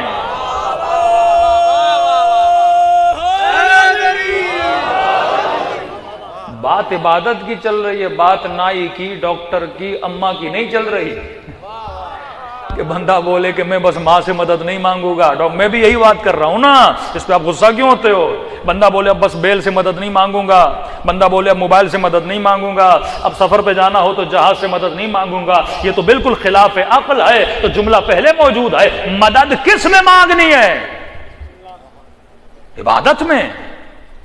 کیونکہ میں بیمار ہو جاؤں اس کے لیے اللہ مدد نہ بھی کرے, ڈاکٹر تو کرے گا نا. ایک کافر جو ایتھیسٹ ہے, اللہ کو نہیں مانتا, بالکل اللہ کی مدد تو کیا, وہ اللہ کوئی نہیں مانتا, تو کیا اسے کائنات میں مدد نہیں ملتی؟ کبھی ڈاکٹر کر لیتا ہے, اس کی ماں بھی کرتی ہے, ہاں سواریوں پہ وہ بھی سوار ہوتا ہے, جہازوں سے وہ بھی مدد لیتا ہے. بات اس مدد کی نہیں ہے کہ جس میں ہم اللہ سے مدد مانگے, یہ مدد تو سب کو مل رہی ہے. کون سی مدد ہے جو اللہ سے مانگنی ہے؟ وہ عبادت کا راستہ ہے, کیونکہ خلقت کا مقصد عبادت, اور عبادت کے مقصد میں مدد کون کرے گا؟ اللہ کرے گا, کوئی اور نہیں کرے گا. اس پہ بت نہیں بتائے گا مجھے, پنڈت نہیں بتائے گا مجھے, چرچ و کلیسا کا مفتی نہیں بتائے گا مجھے کہ مفتی بتا اللہ سے کیسے عبادت میں مدد مانگنی ہے. کہ مفتی کے در پہ نہ جانا, قرآن میں نے خود تجھے بتایا ہے. عبادت میں مدد کون کرے گا؟ خدا کرے گا, کیونکہ میری عبادت ہے. اس کا روڈ میپ, راستہ, واللہ اتنی ولایت امیر المومنین. اس آیت کو اگر کھولا جائے تو آپ پہنچ سکتے ہیں. بھائی دین میں مدد کون کرے گا؟ ہدایت میں, دین میں, حقانیت میں مدد کون کرے گا؟ اللہ کرے گا نا. اللہ کس کے ذریعے سے کرے گا؟ محمد کے ذریعے نا. اب رسول چلے گئے, مدد اللہ نے کرنی ہے نا. اللہ پر ہے کسی ایسے کو بٹھا کے جائے جو عمل میں، کردار میں، رفتار میں، علم میں محمد جیسا ہو۔ اس میں کوئی شورا وورا میری مدد نہیں کرے گی، چار لوگ بیٹھ کے میری ان سے مدد مانگنا حرام ہے۔ دین الہی میں مدد صرف پروردگار عالم کرے گا، اور خدا کمپلیٹ کلیئر مدد کر رہا ہے۔ ٹھیک ہے خدایا میں کسی اور سے نہیں مانگتا، مدد دین میں کس سے مانگوں گا؟ تجھ سے مانگوں گا، تیری ہی عبادت کرتا ہوں، تجھ ہی سے مدد مانگتا ہوں، عبادت میں، بندگی میں، دین میں۔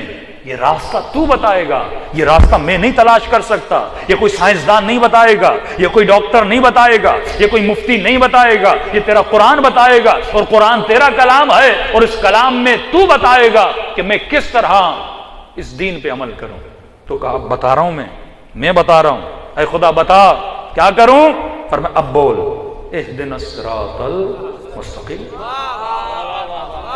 اور کیا مدد کرے خدا کی قسم، خدا اور کیا مدد کرے؟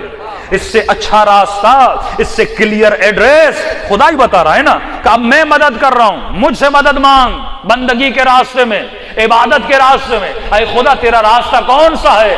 کیسے تیری زندگی میں آپ تیرے راستے پہ گزاروں؟ کا بول اہدنا صراط المستقیم، ہدایت دے ہمیں صراط پہ، صراط راستہ، مستقیم وہ جو سیدھا، مطلب میرا راستہ ٹیڑھا نہیں، میرا راستہ ٹیڑھا نہیں۔ اب مسلمان بولے نبی کے بعد جتنے بھی تھے سارے ہدایت کے منارے تھے۔ اب جنگ جمل والا بھی جنتی، جو اس میں مرا وہ بھی جنتی، اور جنگ صفین میں ادھر سے ادھر سے دونوں جنتی۔ صراط مستقیم سیدھا راستہ، اس میں لنک روڈ نہیں نکلتا۔ جب راستہ ایک ادھر جا رہا ہے ایک ادھر جا رہا ہے تو یہ سیدھا تو نہیں ہوا نا، یہ تو ڈبل روڈ ہو گیا۔ ایک ادھر جا رہا ہے ایک ادھر آ رہا ہے تو یہ ہدایت کا راستہ تو نہیں ہوا۔ اللہ نے کہا قرآن کو رکے رہو، مفتی کی طرف نہ جانا، قرآن میں بتا رہا ہوں اہدنا الصراط المستقیم، میرا راستہ وہ ہے جو سیدھا ہے۔ اللہ یہ ہے کہاں سیدھا راستہ؟ ذرا کلیئر تو کر۔ یہ مفتی بولتا ہے ادھر سیدھا راستہ ہے، شیعہ مولوی بولتا ہے ادھر سیدھا راستہ ہے، وہابی مولوی بولتا ہے ادھر سیدھا راستہ ہے۔ اب مجھے پتا ہی نہیں، یہاں تو سب نے راستے بنائے ہوئے ہیں، میں کس راستے پہ چلوں؟ کہ ادھر ادھر جانے کی ضرورت نہیں ہے، میں سورہ حمد تجھے جواب دے رہا ہوں، تو گمراہ کیوں ہوتا ہے؟ سن، مجھ سے مدد مانگ، کسی اور سے نہ مانگنا۔ اہدنا الصراط المستقیم، سیدھے راستے پر چلنا۔ کون سا راستہ؟ کیسا راستہ؟ کہا صراط الذین انعمت علیہم، یہ ان کا راستہ ہے جن پر میں نے اپنی نعمتوں کو نازل کیا۔ یہاں تک سارے خوش تھے، یہاں تک سارے مسلمان خوش ہیں، آگے پھنس جاتے ہیں جن پہ میں نے اپنی نعمتوں کو نازل کیا۔ اب میں نے کہا کہ مفتی کو سورہ حمد سے باہر نکلنے نہیں دینا۔ محمد علی مرزا نے کہا عارف کاظمی پورے قرآن کا منکر ہو گیا ہے، بھئی سارا قرآن ہدایت ہے، آپ یہ کیوں بولتے ہو صرف سورہ حمد؟ میں نے کہا سارا قرآن ہدایت ہے لیکن سارے کو پڑھنا واجب نہیں ہے، حمد کو اللہ نے واجب قرار دیا۔ اگر جواب حمد میں نہ ملے پھر دوسری صورت میں دیکھیں گے کہ اس کا مطلب کیا ہے۔ اگر جواب سورہ حمد میں ہے تو پہلے اس جواب کو مانو پھر دوسری طرف جاؤ۔ جس طرح میں نے کہا نا مدد کس سے، یہاں پر بھی ایک سوال کرتا ہوں، انعمت علیہم، یہ ان کا راستہ جن پر میں نے اپنی نعمتوں کو نازل کیا۔ کن پر تو نے اپنی نعمتوں کو نازل کیا؟ یہاں تو مفتی نے پڑھ دیا نا اصحابی کالنجوم بأیہم اقتدیتم اہتدیتم، میرے سارے صحابی ستاروں کی طرح ہیں، جس کے بھی پیچھے جاؤ ہدایت پا جاؤ گے۔ یہاں پہ تھوڑا ہم اتحاد کر لیتے ہیں مسلمانوں کے ساتھ، ہم کہتے ہیں سارے اصحاب جنتی، تھوڑی دیر کے لیے سب کو خوش تو کریں، اچھی بات ہے، ہاں سارے اصحاب جنتی، سارے رضی اللہ عنہم۔ ہم نے 5 منٹ کے لیے نہیں آپ کی بات کو مان لیا، ہاں یہاں پہ آپ ہم سے خوش، ہم آپ سے خوش، سارے اصحاب جنتی۔ اب دوسری قرآن کی آیت مفتی لاتے کہتا ہے انعمت علیہم، جن پر اللہ نے نعمتوں کو نازل کیا۔ پھر جاتا ہے دوسری صورت میں کہ یہ کون ہے جن پہ میں نے اپنی نعمتوں کو نازل کیا؟ خدا کہتا ہے وہ صالحین ہیں، وہ صدیقین ہیں، وہ شہداء ہیں۔ اب خود اپنی عوام کو بولتا ہے صالحین کون ہیں؟ یہ صالح تھے۔ صدیقین کون ہیں؟ یہ صدیق تھے۔ شہداء کون ہیں؟ یہ شہید ہیں۔ تو ہمیں ان کے راستے پہ چلنا ہے۔ کنفیوژن ہوئی کہ نہیں ہوئی؟ خدا کہتا ہے ان کا راستہ جن پہ میں نے اپنی نعمتوں کو نازل کیا۔ ہم 5 منٹ کے بولتے ہیں سارے صحابی جنتی، سارے جنت میں جائیں گے، بحث ہماری آپ سے یہ ہے ہی نہیں۔ لیکن ہمیں یہ بتا سورہ یہ الحمد کے انعمت علیہم کون ہیں؟ نعمتیں تو سب پر ہیں، شہداء پر بھی نعمتیں، صالحین پر بھی نعمتیں، صدیقین پر بھی اللہ کی نعمتیں۔ میں تو یہاں تک بولتا ہوں ایک مچھر بھی اگر ہوا میں پرواز کر رہا ہے تو اس پر بھی اللہ کی نعمت ہے۔ وہ کون سا وجود دنیا میں ہے جس پہ خدا کی نعمت نہ ہو؟ ہر کسی پہ اللہ کی نعمت ہے۔ آپ نعمت سے تو کسی کو نکال نہیں سکتے نا۔ ہر بندہ جسے خدا نے حیات دی، زندگی دی، اس پہ اللہ کی نعمت ہے۔ تو ہر بندہ بولے گا میرے اوپر اللہ کی نعمت ہے، میں اس کے راستے پہ چلوں۔ ہر بندہ بولے گا میں مسلمان ہوا، اللہ کی نعمت ہوئی، میں اس کے راستے پہ چلوں۔ تو انعمت علیہم ان کا راستہ جن پر میں نے اپنی نعمتوں کو نازل کیا۔ تو میں کہوں گا پروردگارا ذرا کلیئرٹی تو دے، تیری نعمتیں تو سینکڑوں ہزاروں پر ہیں، تیری نعمتیں انبیاء پر، تیری نعمتیں اولیاء پر، تیری نعمتیں اصحاب پر، تیری نعمتیں گنہگاروں پر، تیری نعمتیں نیک بندوں پر، تیری نعمتیں مسلمانوں پر، تیری نعمتیں مسیحیوں پر، تیری نعمتیں ہندوؤں پر، تیری نعمتیں حیوانات پر، تیری نعمتیں درختوں پر، تیری نعمتیں بلیوں پر۔ اب بتا تو صحیح میں کس کے راستے پر چلوں؟ جواب تو میں نے سورہ حمد میں دیا ہے، تجھے بھٹکنے کی ضرورت نہیں ہے۔ صراط الذین انعمت علیہم ان کا راستہ جنہیں میں نے اپنی نعمتوں کو نازل کیا۔ یہ کون ہے جن پہ تو نے اپنی نعمتوں کو نازل کیا؟ کہا غیر المغضوب علیہم، یہ وہ ہیں جن پہ میں کبھی غضبناک نہیں ہوا۔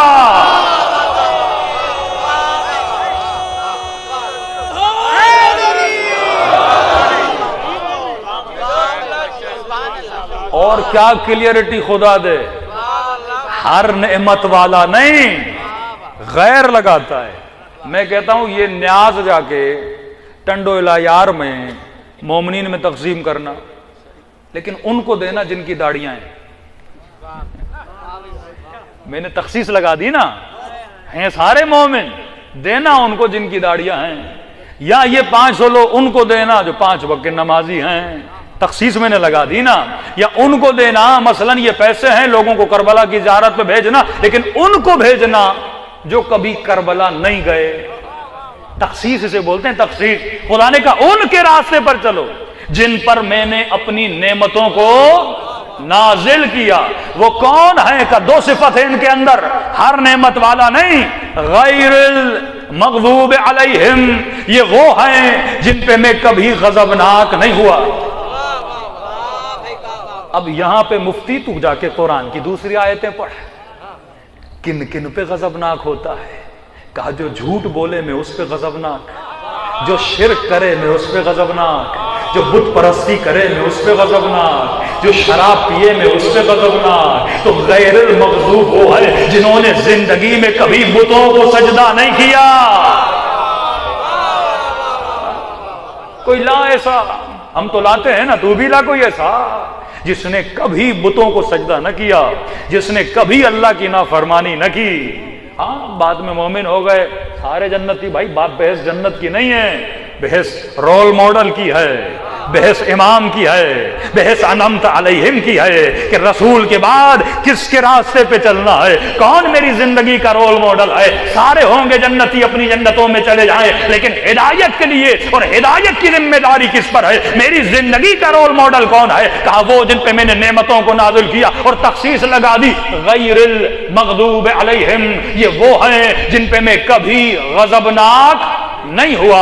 اگلی مہر خدا نے ایسی لگا دی کہ کوئی اس مہر سے بچ نہیں سکتا، اور چاہے نہ چاہے در علی پہ آ کر جھک جائے گا۔ فرمایا یہ وہ ہے جو کبھی میں ان پہ غضبناک نہیں ہوا، غیر المغضوب علیہم ولا الضالین، اور یہ وہ ہے جو زندگی میں لمحے کے لیے بھی گمراہ نہیں رہے۔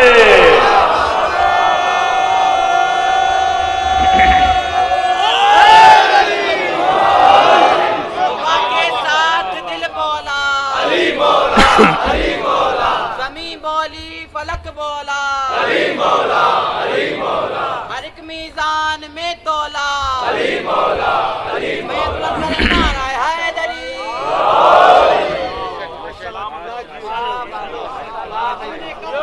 ہماری ہے کربلا، ہم نے کب کہا کہ ہماری ہے کربلا، حق کی بات تم کرو تو تمہاری ہے کربلا، جس نے نبی کے دل پہ اتاری ہے آیتیں، اسی نے ہمارے دل پہ اتاری ہے کربلا۔ اس سے کلیئر پیغام اور کیا ہونا چاہیے؟ مدد اللہ سے لو، راستہ اللہ بتائے گا، اور جن کا راستہ بتایا ہے انہی کے راستے پہ چلو گے تو ہدایت ملے گی۔ اب اللہ بول رہا ہے انعمت علیہم میں، بھائی دیکھیں اللہ ایک سانچہ بناتا ہے، خدا کا کام نہیں، نام لے، اللہ ان چکروں میں پڑتا ہی نہیں، اللہ نے سانچہ بنا دیا۔ انعمت علیہم وہ ہیں، کیا کہنے کی ضرورت تھی خدا کو، بول دیتا صراط الذین انعمت علیہم وسلام۔ اب آگے دوسری صورت میں بتائے گا وہ صدیقین ہیں، وہ شہداء ہیں، صالحین ہیں، یہ صفت جو دو لگا دی نا اللہ نے، غیر المغضوب علیہم ولا الضالین، کیوں اہم ترین صفت تھی؟ مطلب اس میں انبیاء آتے ہیں، ائمہ آتے ہیں، نبی آتے ہیں، مرسلین آتے ہیں اس میں، کیونکہ وہی انہی کے فٹ پاتھ کو دیکھ کے میں چلوں گا، انہی کے قدموں کو دیکھ کر چلوں گا، اور ان کی نشانی یہ ہے کبھی گمراہ نہیں رہے۔ ہم نہیں کہتے، تو کہتا ہے، سب رضی اللہ ہیں، علی کرم اللہ ہے، اپنی زبان سے کہہ رہا ہے، پھر تو مکر بھی جاتا ہے کہ سب رضی اللہ، علی کرم اللہ، کیوں کہ سب کے ماتھے بتوں کے سامنے جھکے، علی کبھی بت کو سجدہ نہ کیا تھا۔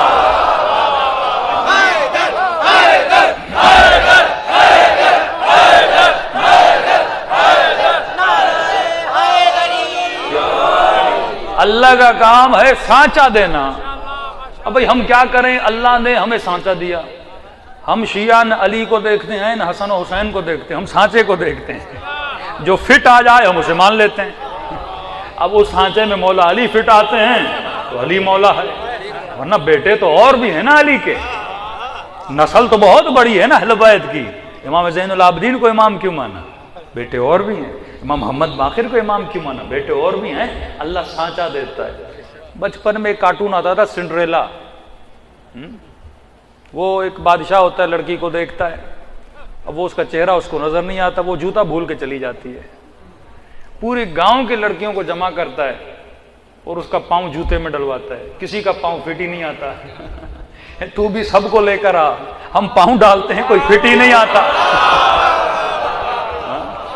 یہ ہمارا قصور تو نہیں ہے، سانچے خدا دے رہا ہے۔ اب آ قرآن کی دوسری آیتیں پڑھ، جو کبھی گمراہ نہ رہے، جن پہ اللہ کبھی غضبناک نہ رہا۔ اس سے واضح آیت کیا ہو، انما یرید اللہ لیذھب عنکم الرجس اہل البیت ویطہرکم تطہیرا، کہ یہ کبھی نجاست کے قریب نہیں جاتے، نجاست ان کے قریب نہیں آتی، تو جو ایسے ہوتے ہیں خدا نہ ان پہ غضبناک ہوتا ہے نہ یہ کبھی گمراہ ہوتے ہیں۔ پھر کہتے ہیں یہ توہین صحابہ ہے۔ میں نے کہا جنگ سے بھاگے تھے، کب توہین کر رہے ہیں؟ اللہ نے معاف کر دیا، بار بار کیوں اس بات کو دوہرا رہے ہو؟ بھائی دوہرا قرآن رہا ہے، میں کہاں دوہرا رہا ہوں؟ ہم نے کب کہا اللہ نے معاف نہیں کیا؟ ہم نے تو آج بول دیا سارے جنتی، بات ہی ختم ہو گئی۔ لیکن انعمت علیہم اہل بیت ہیں، یہ سانچہ ان پہ فٹ ہوتا ہے، کسی اور پہ فٹ نہیں ہوتا۔ اب علی حق کے ساتھ ہیں، حق علی کے ساتھ ہے، اب جو ان کے مقابلے میں آئے وہ باطل ہے۔ یہ بھی سانچہ ہے، جو بھی آئے، ہم نام نہیں لیتے، تو جا کے خود تلاش کر کون کون علی کے مقابلے میں آیا، کون کون حسین کے مقابلے میں آیا۔ اور سب سے بڑی دلیل، چلو کہتے نہیں علی کا حق نہیں تھا پہلے خلیفہ بنتے، مگر کوئی بات نہیں، اگر سب کی نسلیں اتنی افضل تھیں تو یہ تو صراحتاً سب مانتے ہیں نا، آخری امام کون ہے؟ حضرت مہدی۔ اگر دوسروں کی نسلیں افضل ہوتی تو ان کا بیٹا امام بنتا۔ اور کیا خدا تجھے، ہر سنی مانتا ہے کہ آخری حضرت مہدی آئیں گے، اس میں بھی آئیں بائیں کرتے ہیں، نہیں حضرت مہدی آئیں گے لیکن پرچم حضرت عیسیٰ کو دیں گے. ہم نے کہا نہیں، عیسیٰ ان کے پیچھے نماز پڑھے گا. کوئی بات نہیں، پیچھے نماز پڑھنا کوئی بڑی بات نہیں ہے. ایک وقت آیا تھا نبی نے فلاں صحابی کو کہا تھا تو نماز پڑھا. کہ یہ کوئی بڑی بات تھوڑی ہے، رسول کا فلاں صحابی تھا، رسول نے کہا تو نماز پڑھا. لیکن یہ بتا نبی نے اس کے پیچھے پڑھی تھی؟ محمد نے کبھی کسی کے پیچھے نماز پڑھی ہے؟ نبی کسی کے پیچھے نماز نہیں پڑھتا. امام مہدی ہے، عیسیٰ نبی ہیں، پیچھے ان کے نماز پڑھ رہے ہیں، تو عیسیٰ عمل سے بتا رہے ہیں کہ یہ مہدی علی کا بیٹا ہے. افضل ہے بھائی، نبی کا درجہ افضل ہے نا، نبی کا درجہ افضل ہے. ہاں حضرت مہدی کہیں گے عیسیٰ آپ نماز پڑھائیے، ٹھیک ہے. حضرت عیسیٰ کہیں گے نہیں نہیں آپ پڑھائیے. کیا خلاف ادب نہیں ہے؟ رسول کھڑا ہو اور امتی آگے ہو جائے. سوچ سکتے ہو یا رسول خدا آ جائیں، ایک عالم دین ہو مثلاً، ایک اچھا خاصا نیک شخصیت ہو، ہاں کوئی بریلویوں کا اہل حدیثوں کا پیر ہو، اور رسول کہے نہیں نہیں آپ بزرگ شخصیت ہیں آپ پڑھائیے. وہ کہ ٹھیک ہے، رسول خدا میں آگے کھڑا ہو جاتا ہو، دنیا کیا بولے گی؟ اس میں تمیز ہی نہیں ہے. نبی پیچھے کھڑا اور یہ آگے.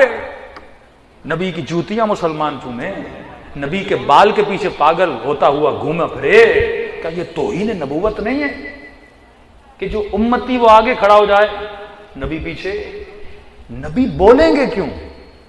سیدھا آتے آگے کھڑے ہو جاتے، حضرت مہدی پیچھے کھڑے ہو جاتے، مسلمانوں کو بتانے کے لیے کہ یہ محمد کا نوازا ہے، اس کا درجہ میرے درجے سے اوپر ہے.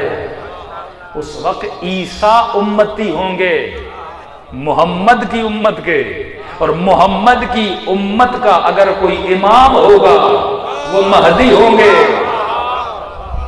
امتی کبھی امام کے آگے کھڑا نہیں ہوتا، امام کے پیچھے کھڑا ہوتا ہے. یہ ساری حدیثیں موجود ہیں. پھر کہتے نہیں آئیں گے حکومت بنائیں گے، 6 مہینے میں چلے جائیں گے، پھر حضرت عیسیٰ حکومت چلائیں گے. اتنی حدیثیں. پھر عیسیٰ کو بھیج دیتے، حضرت مہدی کو بیچ میں لانے کی کیا ضرورت ہے؟ ایک بندہ آئے 6 مہینے کے لیے حکومت بنائے پھر چلا جائے، ساری حکومت کسے دے دے؟ عیسیٰ کو دے دے. خدا یہ کام تو کر کیوں رہا ہے کنفیوژن والے؟ سیدھا حضرت عیسیٰ کو بھیج دے.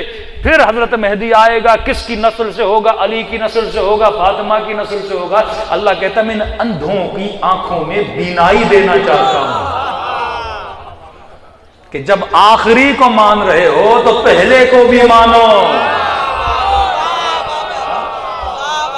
اتنی نشانیاں حدیثوں میں موجود ہیں. لیکن ہدایت اسے ملتی ہے جس کا وجود تعصب سے خالی. قرآن کتاب ہدایت ہے، نہ تیری نہ میری بات قرآن کی. اور سورہ حمد سے پیارا ترین کوئی سورہ نہیں.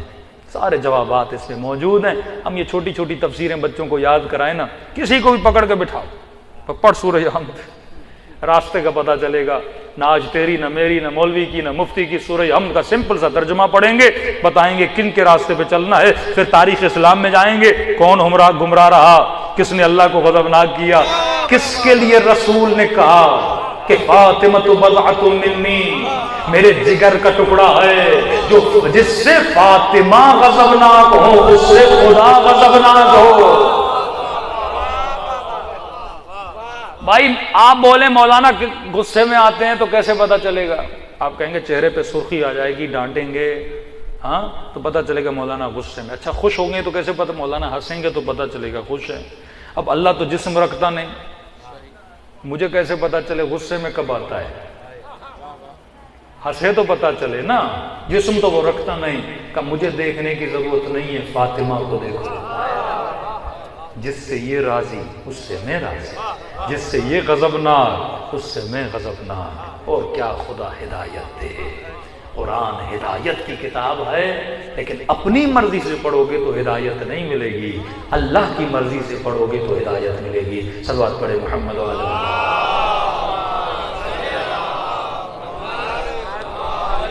ہلکا سا بریکٹ کھولوں کیونکہ محمد علی مرزا نے کئی اور باتیں بھی کی. مثلا بھائی مدد جو ہے زندہ سے مانگ سکتے ہیں، مردہ سے مدد نہیں مانگ سکتے. بھائی آپ نے کہاں سے نکالا فلسفہ؟ قرآن کی آیت بتاؤ، کہاں قرآن میں ہے کہ زندہ سے نہیں مانگ سکتے، مردہ سے مانگ سکتے ہو؟ یہ تو ایک سمپل سی بات ہے. کہیں نہیں، جب رسول تھے تو اس سے مدد مانگیں گے. اب رسول کیونکہ دنیا میں نہیں ہے تو اس سے مدد کیسے مانگیں؟ یہ تم کون سی بڑی بات کر رہے ہو؟ وہ تو میرا ابا بھی زندہ ہوں میں اس سے مدد مانگ سکتا ہوں. اس میں کوئی کمال رسول تو نہیں ہے نا کہ رسول زندہ ہو میں مدد، زندہ جو بھی ہو بندہ اسے مدد مانگ سکتا ہے. کمال تو نبی کا یہ ہے کہ زندہ بھی ہو تو مدد کرے، زندہ نہ بھی ہو تو مدد کرے. ہاں یہ وہ کمال ہے اس کا. اس میں کوئی بڑی بات تو آپ کوئی بڑی بات تو نہیں کر رہے کہ زندہ ہو تو مدد مانگے. دوسرے کہتے ہیں نبی دنیا سے جا چکے ہیں. ہے کوئی بولے کہ رسول خدا ہر جگہ ہے. بھائی ہم نے کب بولا نبی دنیا سے نہیں گئے؟ ہم بھی بولتے ہیں رسول کا جسم مدینے میں، مولا علی کا جسم نجف میں، امام حسین کا جسم کربلا میں. ہم جسم کی تو بات کر نہیں رہے. قرآن کی آیت ہے لا تقولوا لمن يقتل في سبيل الله اموات بل احیاء، جو اللہ کی راہ میں مر جائیں وہ زندہ ہیں اور اللہ کے یہاں سے رزق پا رہے ہیں. کہتے نہیں یہ تو سب کے لیے، جو بھی مرتا ہے اس کی روح اوپر ہوتی ہے بالکل اسی طرح انبیاء کی، اولیاء کی، ائمہ کی. میں نے کہا پھر یہ کون سی بڑی بات ہوئی؟ اس طرح تو تیرا ابا بھی زندہ ہے، اس طرح تو تیرا دادا بھی زندہ ہے. جو بھی مرتا ہے اس کی روح بدن سے نکلتی ہے اوپر ہے، ہمارے خوابوں میں آتے ہیں، مختلف کام کرتے ہیں. یہ کوئی نئی بات تو نہیں ہے. مطلب نبی کی روح کی ویلیو وہی جو تیرے دادا کی روح کی ویلیو ہے. سوال یہ ان اللہ علی کل شیء قدیر.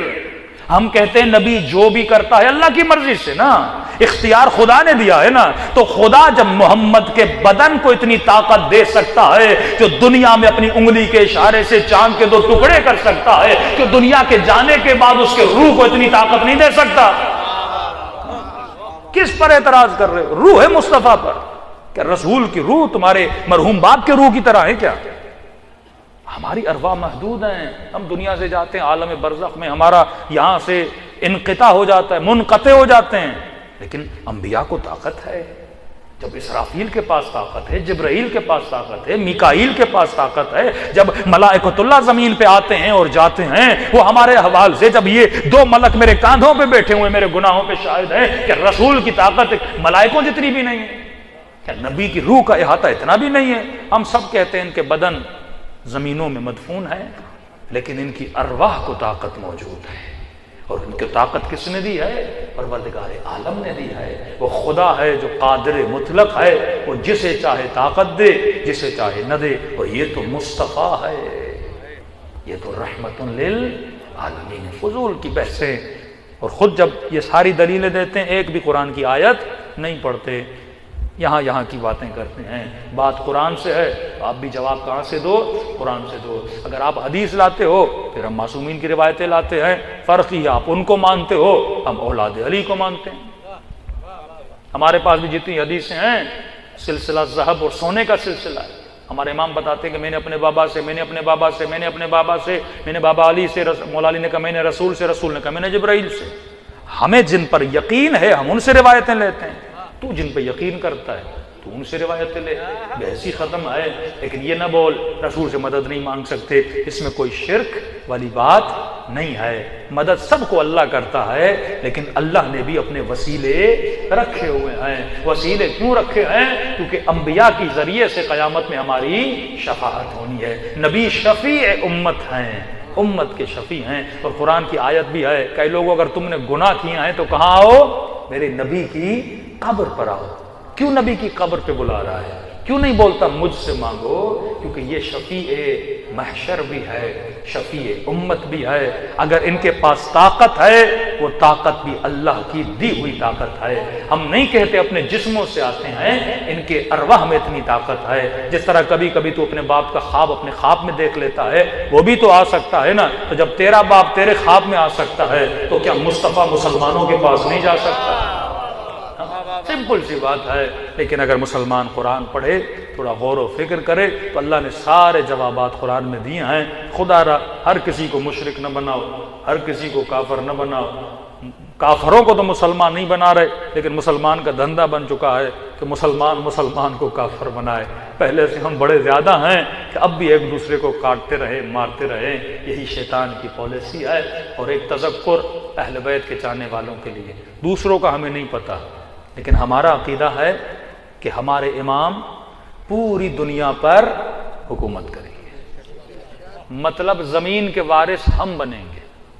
ہمارے امام زمین کے یرثھا عبادی الصالحین. یہ تمام اہل سنت کتابوں میں حضرت مہدی آئیں گے، حکومت اسلامی نافذ کریں گے. اب ایک شیعہ جوان کا ہدف بھی صرف ٹنڈو الایار نہ ہو. وہ زمانہ گزر گیا کہ آپ مجلس گاؤں کے لیے پڑھو. اب جو بھی بات کرو آپ اپنے ذہن میں کائنات کو رکھو. جو بھی پلان بناؤ انٹرنیشنل پلان بناؤ. ہماری مجلسوں کا المیہ یہ ہے کہ ہم نے مجلسوں کو صرف مولا علی اور خلفاء کے بیچ میں جنگ کرانے والی مجلسیں پڑھتے ہیں. یہ محدود تصور ہے. مولا علی کی زندگی پوری اس چیز میں نہیں گزری. علی کا پیغام کائنات کے لیے تھا. 1600 کتابیں لکھی گئیں صرف اختلافات خلفاء اور امیر المومنین کے بارے میں. 1600 کتابیں. آج ایک انگریز بولے کہ آپ مجھے کتاب دو اپنے امام کی، جب بولتے ہو کہ آپ کے امام کائنات کے امام ہیں، کائنات کے لیے پیغام لے کر آئے، تو علی کی کوئی ایک کتاب تو دو نا جس میں علی نے کائنات والوں سے باتیں کی. مولا کا مخاطب صرف آپ نہیں ہو. علی جب بات کرتے ہیں کیونکہ وہ امام ہے کائنات کے نا، نبی بھی کائنات کے لیے آیا نا، تو بات بھی ویسی ہونی چاہیے. تو آپ کے اہداف بھی کائنات والے ہونے چاہیے. کوئی بچہ اگر پڑھائی کرے تو یہ نہ سوچے مجھے ٹنڈو الایار میں ٹاپ کرنا ہے، مجھے پوری دنیا میں ٹاپ کرنا ہے. جب دنیا کی سوچ رکھو گے تیرے پلان، تیری عزاداری، ہر شے وہ ہو کہ میں کائنات کو اپنی طرف متاثر کروں. یہ نہیں کہ گاؤں والے کیا بول رہے ہیں یہ ان کو چھوڑ دو. آپ کا پیغام کائنات کی طرف جا رہا ہے اور آپ نے حکومت جہانی امام زمانہ میں امام زمانہ کی مدد کرنی ہے. من انصاری اللہ، کون ہے جو امام زمانہ کی مدد کرے؟ اپنے کردار سے، اپنی رفتار سے، اپنی مجلسوں سے، اپنے نوحوں سے، اپنی شاعری سے. ہمارا کوئی نوحہ پڑھا جائے نا تو انگریز بھی وہ نوحہ پڑھے نا اس نوحے سے متاثر ہو. اس نوحے میں اس کے لیے بھی پیغام ہو. کربلا کو قصہ نہ بناؤ. ہم نے ایسی کربلا بنائی کہ ایک مجبور مظلوم امام تھا کربلا. مولا حسین ایک جہانی پیغام لے کر گئے کربلا میں. کیا ضرورت پڑی مولا حسین کو وہب کو لے جانے کی؟ مسیحی تھا. زہیر کو لے جانے کی، زہیر عثمانی سنی تھا، امام حسین لے گئے. ایک کالے رنگ والا، سفید رنگ والے، بوڑھے، جوان امام کیوں کربلا میں لے جا رہے ہیں؟ کیونکہ حسین وہیں پہ بتا رہے ہیں کہ کربلا صرف شیعوں کے لیے نہیں ہے. کربلا ایک جہانی پیغام رکھتی ہے. صرف یہ نہیں بولو امام حسین نے ظلم کے خلاف آواز اٹھائی. یہ کوئی کمال تھوڑی ہے ظلم کے خلاف آواز اٹھانا. اس طرح تو لوگ بولیں گے گاندھی نے بھی انگریزوں کے ظلم کے خلاف آواز اٹھائی. کائنات میں کئی ایسے ہیرو ہیں جنہوں نے ظلم کیے. بات ظلم کی نہیں تھی. امام حکومت جہانی کائنات میں بنانا چاہتے تھے. دنیا کو بتانے کے لیے کہ حکومت کی صلاحیت صرف آل رسول کو خدا نے دی ہے، کسی اور کے پاس نہیں ہے. تم صالح ترین بندے کو بھی حکومت دو گے اس طرح نہیں چلائے گا جس طرح خدا چلوانا چاہتا ہے. دنیا کا نظام جس کے ہاتھوں سے چلنا ہے وہ اللہ کے ولی کے ہاتھوں سے چلنا ہے. وہ ولی یا علی ہے یا علی کا بیٹا حضرت مہدی ہے کہ میرے بعد 12 نقیب ہوں گے، 12 خلیفے ہوں گے، 12 امام ہوں گے. مختلف عبارت اہل سنت کتابوں میں موجود ہیں. یہ 12 کے ذریعے، کیونکہ نظام الہی یا داؤد چلائے گا یا موسیٰ چلائے گا یا محمد چلائیں گے، انبیاء چلائیں گے. اور انبیاء کے بعد اللہ کے نومنیز جو ہیں جن کو اللہ نے زمین پر اپنا خلیفہ بنایا ہے، جس کو سورہ بقرہ میں خلیفۃ اللہ بولا گیا، وہ چلائیں گے. تو اس فکر کو آپ نے آگے بڑھانا ہے اور جو حکومت امام زمانہ بنے گی اس میں سب کو ہم نے جانا ہے. تو ہمارا پیغام، ہمارا سخن، ہماری باتیں بھی ایسی ہونی چاہیے جس میں ہدایت کے لیے سب کے لیے نشانیاں ہوں، صرف ایک محدود سرکل میں نہ رہیں. کیونکہ ہم حکومت مہدی کے قائل ہیں اور دعا کریں کہ کم از کم تھوڑی سی امام زمانہ کی مدد اس ہدف میں کریں. تو فرماتے ہیں اصحاب بدر سے اصحاب مہدی کا درجہ بلند ہوگا، کیونکہ وہ خوشی رسول خدا کو ہوگی نا. یعنی جب سے آدم آئے اب تک، اب سے ظہور امام زمانہ تک، خلقت دنیا کے مقصد کو امام زمانہ آ کر پورا کریں گے. تمام انبیاء، تمام اماموں کی محنت کا جو صلہ ملے گا وہ حکومت امام زمانہ سے ملے گا. انشاءاللہ پوری کائنات میں اسلام کا پرچم لہرائے اور ہم صف اول میں امام زمانہ کے ناصر رہیں، مددگار رہیں. تو کربلا کے تھوڑے تصور کو بڑا کیا کرو. کربلا صرف رونے کے لیے نہیں، اس رونے میں بھی ایک سبق ہے. کربلا صرف ظلم کی داستان نہیں، کربلا ایثار کا مقام ہے، کربلا تسلیم کا مقام ہے، کربلا ثبات قدم، قربانی کا درس دیتی ہے. کس کے لیے قربانی؟ بقائے دین کی قربانی، کہ شاہ است حسین، بادشاہ است حسین، دی است حسین، دی پناہ است حسین۔ ان کا وجود ہی دین ہے، اور دین جہاں پہ پناہ لیتا ہے وہ حسین کی چادر میں پناہ لیتا ہے۔ دین کو کہیں اور پناہ نہیں مل سکتی، یہ دین کسی کے ہاتھ میں بھی دو نہیں چلا سکتے، صالح ہوں نیک ہوں نہیں چلا سکتے۔ دین اہل بیت کے ہاتھوں میں ہو تو صحیح سمت میں جاتا ہے، کیونکہ یہ وہ ہیں جو انعمت علیہم کا مصداق ہے۔ دلوں کو کربلا لے کر چلے، متاع خلد و خیرات ہے یہ مجلس حسین۔ فرمایا آنسوں کو آنسو نہ سمجھو، اگر تجھے اس کی قیمت کا پتہ چلے نا تو دنیا کو لٹانے کے لیے تیار ہو جائے۔ اور میں ایک آنسو میں اتنی طاقت ہے کہ جہنم کی آگ کو بجھا سکتا ہے، لیکن وہ آنکھ بھی تو ہو نا جس سے ایسا آنسو بہے۔ مربوط کرو خود کو اپنے امام زمانہ سے، دلوں کو مربوط کرو، مولا کے غم کو محسوس کرو، دن رات اس فکر میں رہو کہ میں کس طرح اپنے مولا کی مدد کر سکتا ہوں۔ کہ جب تو غم حسین میں گریہ کرتا ہے نا تو تو شبیہ امام زمانہ بن جاتا ہے۔ سب سے زیادہ گریہ اس وقت کون کر رہا ہے؟ امام حسین۔ حجت خدا این طالب دم المقتول بکربلا۔ جمعے کا دن تھا نا، ہر صبح جمعہ دعائے ندوہ پڑھا کرو۔ دعائیں جتنی بھی پڑھیں ترجمے کے ساتھ پڑھیں، عربی پڑھنے کی ضرورت نہیں ہے، ترجمہ۔ این الطالب، کہاں ہے وہ جو حسین کے خون کا بدلہ لے گا؟ این الحسن و این الحسین، این ابناء الحسین۔ کہاں گئے حسن، کہاں ہے حسین؟ کہاں ہے حسین کے بیٹے؟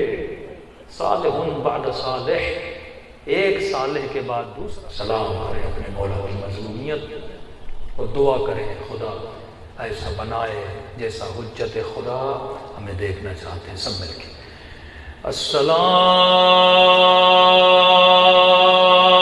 علی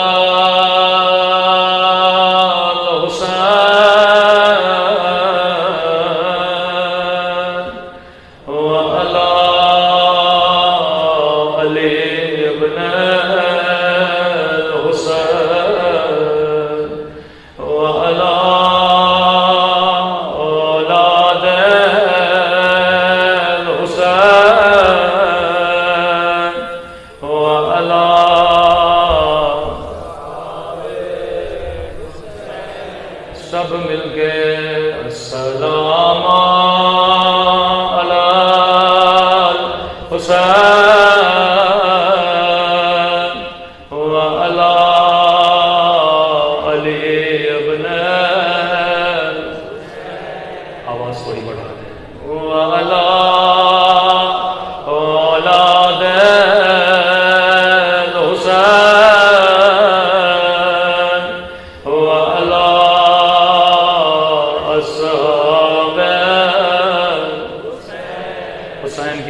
گونجنی چاہیے۔ السلام علی الحسین وعلی علی ابن وعلی اولاد الحسین وعلی اصحاب۔ میرا سلام ہو زینب کی لٹی ہوئی چادر پہ،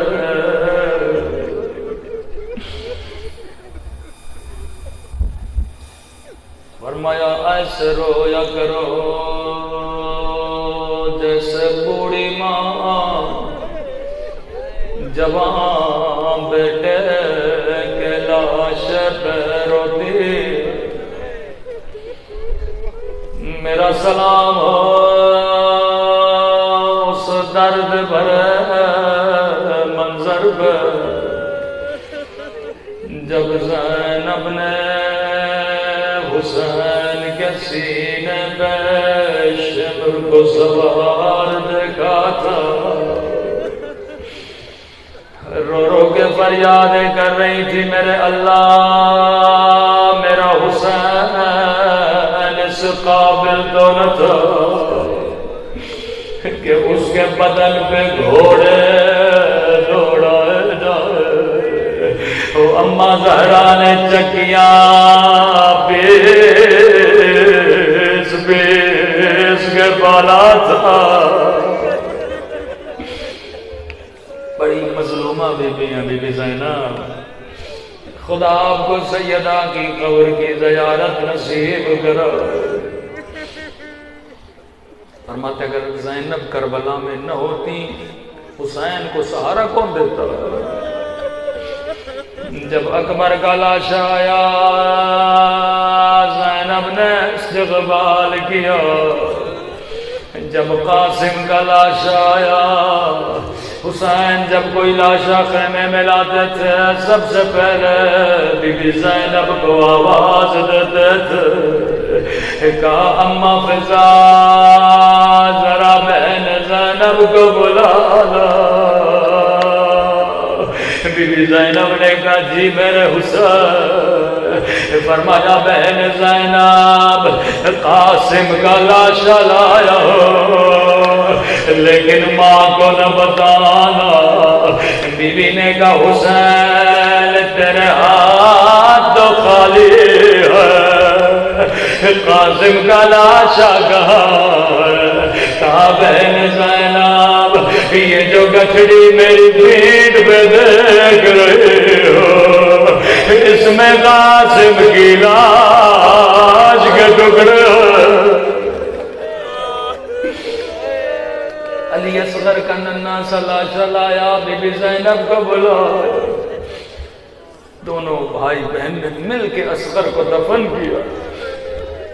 فضا کہتی ہے ہر شہید پہ رونے والے، ہر شہید پہ نوحہ پڑھنے والے، کبھی رباب کو دلاسا دیتے، کبھی ام لیلا کو دلاسا دیتے، کبھی بی بی پروا کو دلاسا دیتے، لیکن قیامت کی گھڑی آئی زینب پہ۔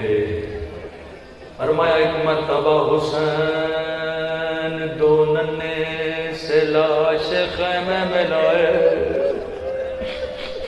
ہر بی بی انتظار میں ہے ابھی بی بی زینب آئے گی، اپنے بچوں پہ روئے گی، لیکن فضا کہتی ہے ہمیں کہیں زینب نظر نہیں آئے۔ اکبر پہ رونے والے، قاسم پہ رونے والے، جب اپنے بچوں کے ننھے سے لاش آئے کہا جیسے میں خیمے میں گئی میں نے کیا دیکھا، بی بی کا سر سجدے میں تھا، رو کے کہنے لگی میرے اللہ تیرا شکر ہے تو نے زینب کی قربانی قبول کی۔ میں نے کبھی بھی بچوں پہ آ کے روئیے کہ اماں فضا میں لاشوں پہ نہیں آؤ گے۔ 11 محرم کو قافلہ کوفے چلا، کوفے سے شام کا پورے سفر میں زینب کبھی اکبر کو دیکھ کے روتی تھے، کبھی حسین کو دیکھ کے روتی تھے، کبھی عباس کے کٹے ہوئے سر کو دیکھتے تھے، کہتی تھی عباس تجھے زینب کی چادر پہ بڑا ناز تھا، عباس آنکھیں کھولو میرے بندے ہوئے ہاتھوں کو دیکھو، عباس زینب ادھر گئے۔ لیکن پورے سفر میں ایک مرتبہ بھی بچوں کی کٹے ہوئے سروں کو نہ دیکھا، اللہ کسی ماں کو اس کے بیٹے کا لاشا نہ دکھائے۔ زندان شام رہائی کا وقت ہوا، کٹے ہوئے سر زندان میں آئے، علی اصغر کا سر آیا، رباب نے گود میں لیا، قاسم کا سر قاسم کی ماں نے لیا، حسین کا سر آیا زینب نے گود میں لیا۔ بی بی فضا کہتی ایک مرتبہ دو ننھی گردن آئے، سب انتظار میں تھے زینب بچوں کو لیں گے، لیکن زینب اکبر پہ روئے، زینب قاسم پہ روئے، زینب حسین پہ روئے۔ سر لانے والے نے کہا کیا ان سروں کی ماں مر گئی؟ فضانے کا مجھے دو، یہ میرے بچے۔ ننھی گردنیں بی بی زینب کی خدمت میں لے گئے، کہا بی بی کیا بچوں سے ناراض ہو؟ کربلا سے کوفہ، کوفہ سے شام، بچوں کو ایک مرتبہ دیکھا بھی نہیں۔ کہا اماں فضا میں زینب ہوں، میں علی کی بیٹی ہوں، اماں فضا زینب جو ایک مرتبہ دے دے پھر واپس نہیں لیتے۔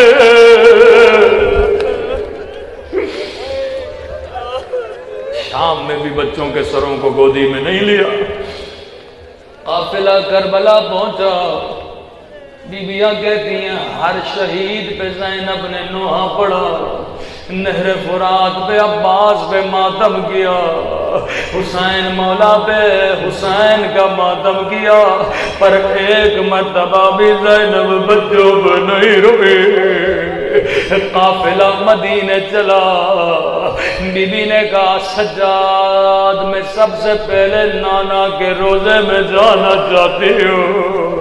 کہا بیویوں باہر نکل جاؤ، اکیلے میں نانا سے کچھ باتیں کرنا چاہتی ہوں۔ جیسے نانا کی قبر کو دیکھا، کہا نانا میں زینب، نانا بڑی دور سے آئی ہو، نانا پوچھو گے نہیں زینب کیا لائی ہو؟ ایک مرتبہ زینب نے چادر اتاری، ہاتھ سے کپڑا ہٹایا، کلائیوں کو نانا کی قبر پہ رکھا، نانا تیری امت نے میری چادر چھینے، نانا ظالم نے مجھے دادیاں نے مارے۔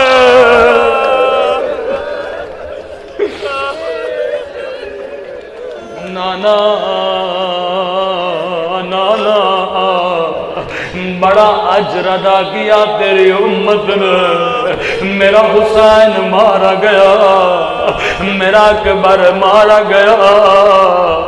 اب نانا کے روزے سے اٹھی، زینب سیدھا جنت البقیع گئے، سیدہ کی قبر پہ بیٹھے۔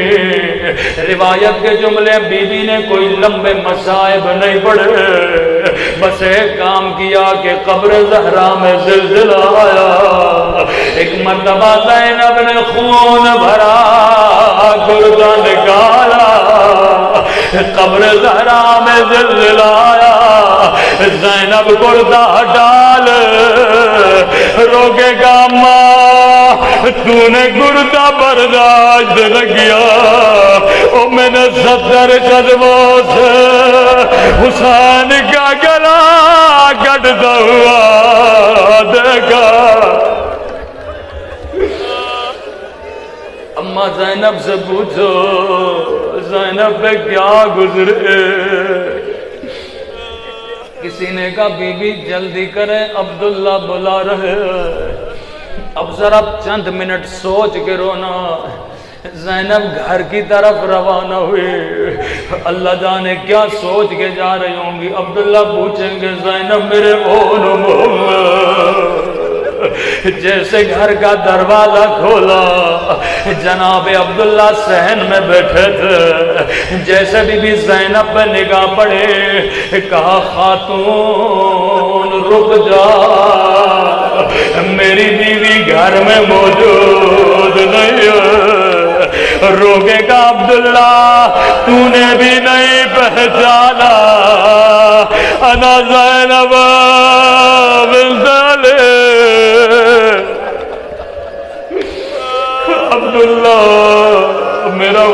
حسین مارا گیا، میرا عباس مارا گیا، میرا اکبر مارا گیا۔